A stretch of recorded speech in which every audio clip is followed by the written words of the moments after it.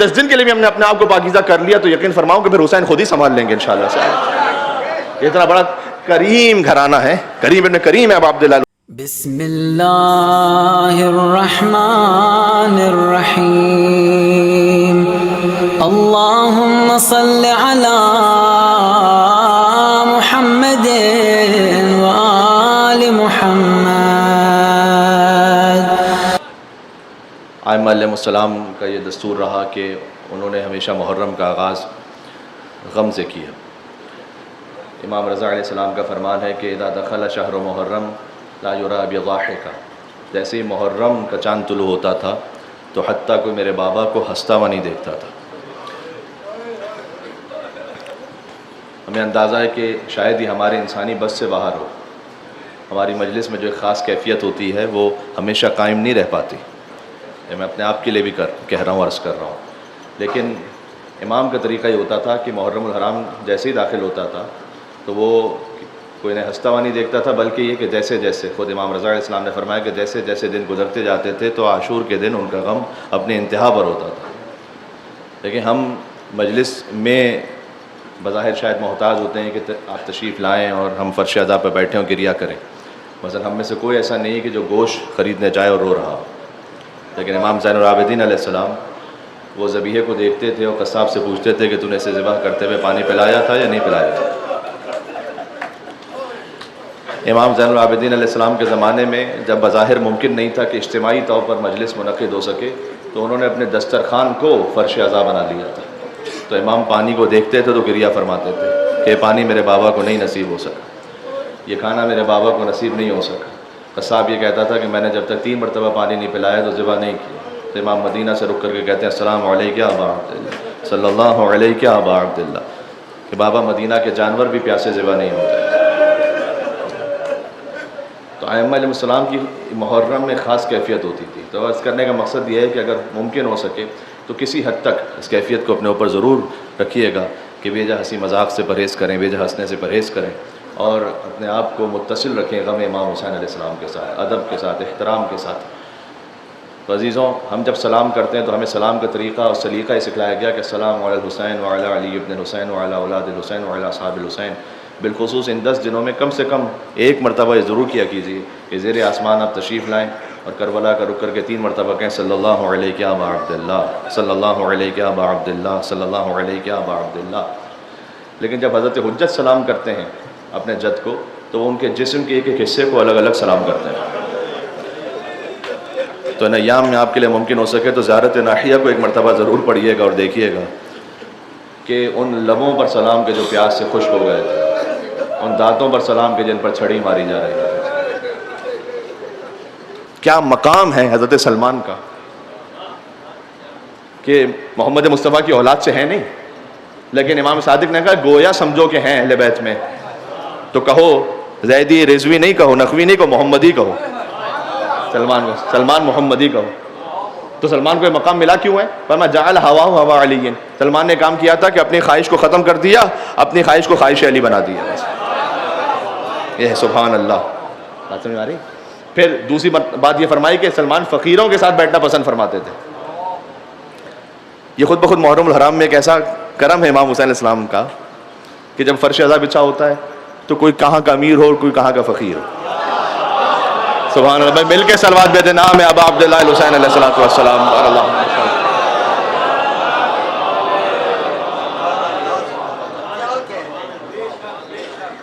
یہ جو نیاز و تبرک کی سنت ہے یہ بھی تو حسین کے دادا ابو طالب علیہ السلام سے چلی.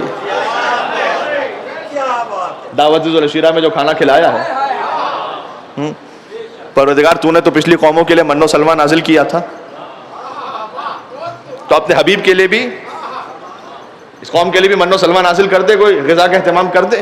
کہ نہیں, ابو طالب علیہ السلام کے دسترخوان کا نمک حلال بنانا چاہتا ہوں. تو دسترخوان ابو طالب علیہ السلام پر مہمان بنے سب. وہ دن اور آج کا دن ہے, کبھی ابو طالب کے ماننے والوں کے نیاز کی کمی نہیں ہوئی.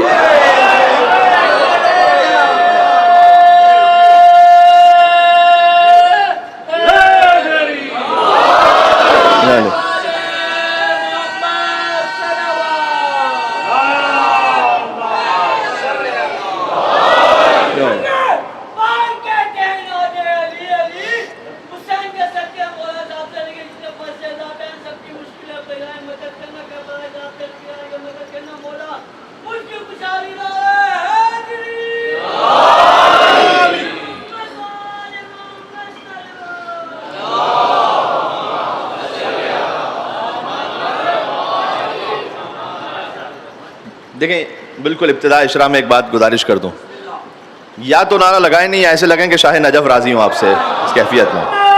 اس کا ایک ادب ہے.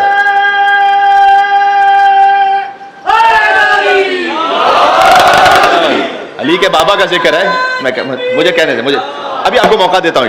علی کے بابا کا ذکر ہے. میں چونکہ آج حضور مکرم کے اخلاق پہ بھی کچھ دیر کے لیے بات کرنا چاہتا ہوں, تو حضور کو پالنے والے کا تو ذکر ہو جائے اس سے پہلے. علم یجد کا یتیمن فآوا, یہ تو میں تو نہیں کہہ رہا, یہ تو قرآن کہہ رہا ہے کہ جب آپ یتیم تھے تو میں نے آپ کو پالا ہے. کتنا پاکیزہ ہوگی ابو طالب علیہ السلام کی گود, کہ اللہ نے کہا کہ ابو طالب نے پالا تھا لیکن در حقیقت میں نے پالا ہے. اور یاد رکھیے گا کہ جو ابو طالب علیہ السلام سے دشمنی ہے نا, یہ فضیلت کی دشمنی ہے, یہ فضیلت کی دشمنی ہے. اس لیے مجھے بات کرنا ہے بے شمار. ابو طالب علیہ السلام سے جو ایک بغض اور عناد ہے, در حقیقت یہ فضیلت چونکہ انہیں حاصل ہے. پتہ کیا فضیلت؟ اس لیے کہ کافر پالنے کا موقع سارے بزرگوں کو ملا تھا.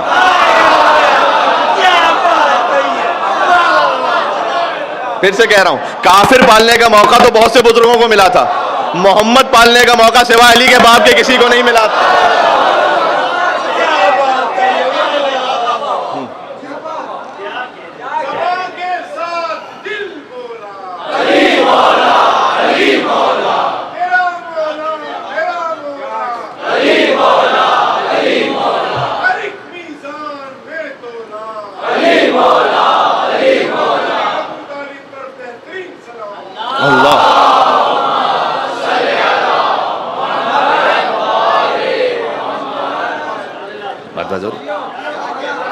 کیا پاکیزہ گود ہے کہ جو اس میں پل جائے یا نبی ہو جاتا ہے یا امام ہو جاتا ہے.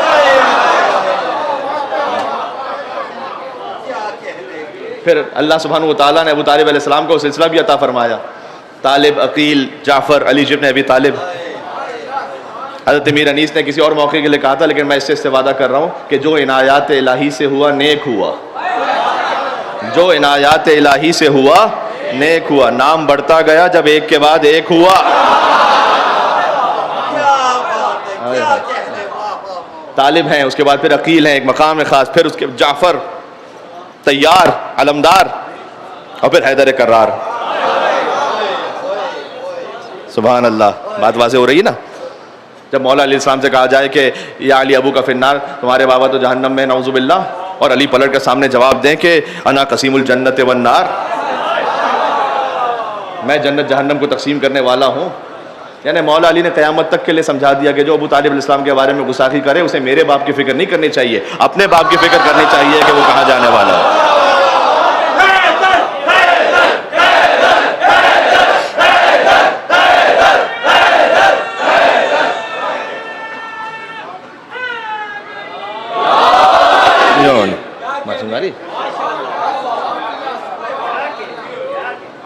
تو ابو طالب علیہ السلام کے دسترخوان کی بات ہو رہی تھی, تو وہاں سے جو دعوت ذو العشیرہ سے دسترخوان چلا, جو آج تک ایسا جاری و ساری ہے.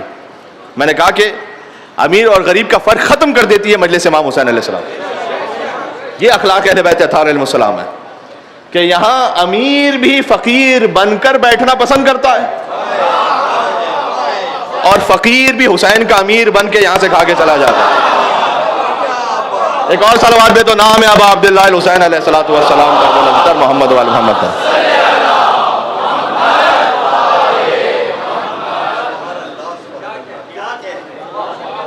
تو اگر اخلاق اہل بیت اطہار علیہ السلام کو دیکھیں تو امام جعفر صادق اسلام سے پوچھا گیا کہ سلمان کو یہ مقام کیوں ملا ہے کہ انہیں محمدی کہہ رہے ہیں, آپ فارسی کی وجہ محمدی کہہ رہے ہیں.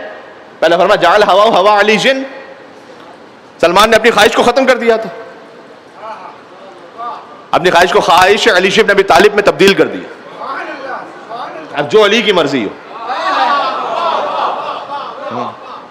یہ من کنت مولا فہذا علی مولا کا مطلب یہ ہے. بات پہنچ رہی تھا. مولا سے بننے کا میں غیروں کی بات نہیں کر رہا, میں آپ کی بات کر رہا ہوں, یہاں پر اپنوں کی بات کر رہا ہوں. جو مجلس امام حسین میں آیا کسی مسلک فرقے سے, وہ اپنا ہے, میں ان کی بات کر رہا ہوں جو علی کو مولا سمجھ کر آیا. مولا کا مطلب کیا ہے؟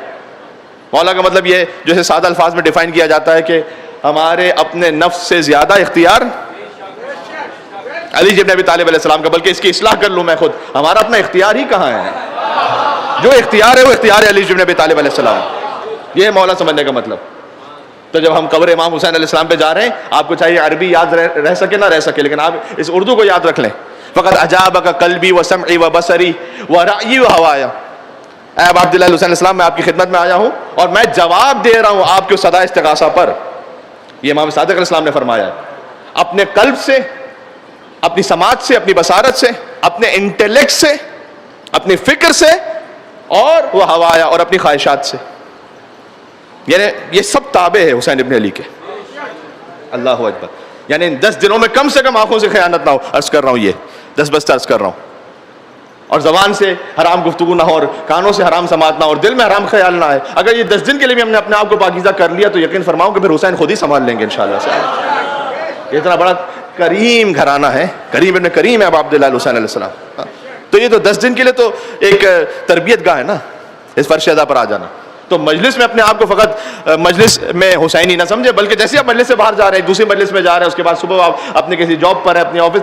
کیونکہ ہمارے مذہب میں اور عیسائیت میں جو فرق ہے وہ یہی ہے. دیکھیں اس وقت جو ایتھیزم پوری دنیا میں ہے، اس ایتھیزم میں ایک مشکل یہ ہے کہ حتیٰ جو کرسچینٹی کی پریکٹس کرنے والے تھے، اب جو نوجوان نسل ہے وہ اس کو چھوڑ رہی ہے، اس لیے کہ اس میں لاجک نہیں ہے. اس دین میں بعض مرتبہ وہ تحریف شدہ دین، ود ڈیو ریسپیکٹ، بہت ساری انجیل کی آیتوں میں وہ لاجک انہیں سمجھ میں نہیں آتی، اس لیے وہ چھوڑ رہے ہیں اسے. تو اگر بہت زیادہ وہ پریکٹسنگ رہ بھی گئے تو کتنا پریکٹسنگ رہ گیا ہے. ہم وہ نہ کریں کہ جو انہوں نے کیا ہے، کہ اگر بہت زیادہ اس نے اپنے آپ کو مذہب سے جوڑ کر بھی رکھا تو وہ سنڈے کو آ کر چرچ میں گویا یہ کہہ رہا ہے کہ السلام علیکم، یہ میں اپنے الفاظ میں کہہ رہا ہوں، ہیلو گاڈ، اور اس نے آ کے عبادت کی، اور جو اپنے ریچولز انجام دینے سے جب واپس جانے لگا تو goodbye God, see you next week. اب ایک ہفتے تک جو میں نے کرنا وہ میں نے کرنا، اس کا رب سے کوئی تعلق نہیں. دین یہ نہیں، دین ہے 24/7. آپ مولا کے غلام فقط چند لمحوں کے لیے 24/7 ہے. آپ جو غدیر کا پیغام ہے وہ کیا ہے؟ وہ 24/7 ہے. تو کوئی لمحہ ہمارا ایسا نہیں کہ ہم دین سے خارج ہیں. ہم تو وہ جو اخلاقیات اس کا تعلق فقط مجلس امام حسین علیہ السلام سے نہیں ہے. اب یہاں سے باہر نکلیں، میری مائیں بہنیں جو سن رہی ہیں، حجاب کرنا واجب ہے تو مجلس میں تو اوجب ہے، لیکن اس کے علاوہ بھی واجب ہے. اس لیے کہ ہم سب غلام اہل بیت علیہ السلام ہیں، ہم کنیزان ہیں سیدہ سلام اللہ علیہا. تو اگر ہم امام کو حاضر و ناظر جان رہے ہیں تو اس کا مطلب یہ ہے کہ امام فقط مجلس میں حاضر ہوتے ہیں جہاں کہیں موجود ہیں. سبحان اللہ. تو اس بات کا خیال رکھیں، یہ اخلاق اہل بیت علیہ السلام ہے، بہت اہم ہے.